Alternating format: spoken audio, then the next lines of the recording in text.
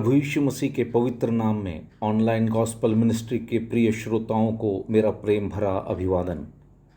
Bible में मरकुस 16 उसके 15 में प्रभु यीशु मसीह ने अपने शिष्यों से कहा, तुम सारे जगत में जाकर सारी सृष्टि के लोगों को सुसमाचार प्रचार करो। हम आज इस संदेश के द्वारा भी ईस्टर या यीशु मसीह के मृत्यु पर विजय की खुशखबरी बांट रहे हैं।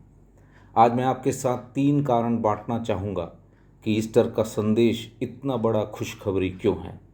पहला, यह एक अच्छा समाचार है क्योंकि यीशु मसीह मृतकों में से जी उठे। ईस्टर संदेश की आधारशिला यीशु के पुनरुत्थान की चमत्कारी घटना है। पूरे मानव इतिहास में मृत्यु एक सार्वभौमिक और अपरिहार्य वास्तविकता रही है। जिस क्षण से आदम और हव्वा ने पाप किया, मानवता मृत्यु के अभिशाप के अधीन हो गई। पाप ने जीवन देने वाले परमेश्वर से अलगाव ला दिया। बाइबल कहती है रोमियो 6 उसका 23 में पाप की मजदूरी मृत्यु है। यीशु का पुनरुत्थान मृत्यु और पाप पर विजय का संकेत देता है। वो यह दर्शाता है कि मृत्यु अंतिम शब्द नहीं है। यीशु ने मृत्यु को सामने से देखा, वह मर गया और फिर जी उठा, फिर कभी नहीं मरने के लिए। मृत्यु के कारण होने वाली निराशा कितनी सार्वभौमिक है और पुनरुत्थान की खुशखबरी कितनी क्रांतिकारी है। यह सभी लोगों को आश्वस्त करती है कि कोई है जिसने मृत्यु को हरा दिया। इसलिए ईस्टर एक अच्छा समाचार है, यीशु मसीह के मृतकों में से जी उठने का समाचार।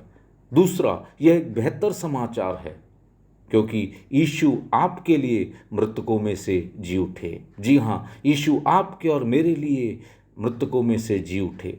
जबकि प्रभु यीशु मसीह का पुनरुत्थान अपने आप में साधारण है, ईस्टर का संदेश और भी व्यक्तिगत होता आता है। जब आप महसूस करते हैं कि वह एक उद्देश्य के लिए जी उठे थे, आपके लिए। रोमियो 4 उसका 25 कहता है, वह हमारे पापों के लिए मृत्यु को सौंप दिया गया और हमारे धार्मिकता या दोष मुक्ति के लिए जिलाया भी गया। क्रूस पर यीशु की मृत्यु ने पाप के लिए दंड का भुगतान किया, लेकिन उनका पुनरुत्थान इस बात की पुष्टि करता है कि उनके बलिदान को परमेश्वर ने स्वीकार किया। धार्मिकता या दोष मुक्ति एक बहुमूल्य उपहार है। इसका मतलब है कि प्रभु यीशु मसीह के माध्यम से परमेश्वर प्रत्येक मनुष्य को अपनी दृष्टि में धर्मी घोषित करता है। जब परमेश्वर किसी ऐसे व्यक्ति को देखता है जो मसीह में विश्वास रखता है, तो वह उसे यीशु की धार्मिकता में लिपटा हुआ देखता है। खाली कब्र इस बात का प्रमाण है कि प्रभु यीशु मसीह का जीवन पाप रहित था, उसका बलिदान परिपूर्ण था और उसका उद्धार का प्रस्ताव वास्तविक है। ईस्टर तीसरे एक संदेश को हमें देता है कि यह एक सर्वोत्तम समाचार है। इसका क्या मतलब? इसका मतलब है कि आप और मैं मृत्यु पर भी विजय प्राप्त कर सकते हैं।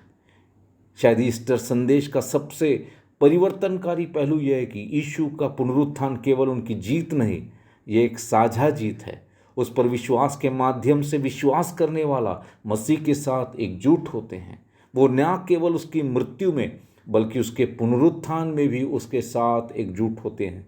इसका मतलब है कि उसके पुनरुत्थान की शक्ति उन सभी तक फैली हुई है जो उस पर विश्वास करते हैं। इसलिए बाइबल में रोमियो 6 उसके 5 में लिखा गया है, यदि हम उसकी मृत्यु में उसके साथ एक हो गए हैं तो निश्चय ही उसके जी उठने में भी उसके साथ एक हो जाएंगे। मसीह के साथ यह एकता पश्चाताप और विश्वास से शुरू होती है।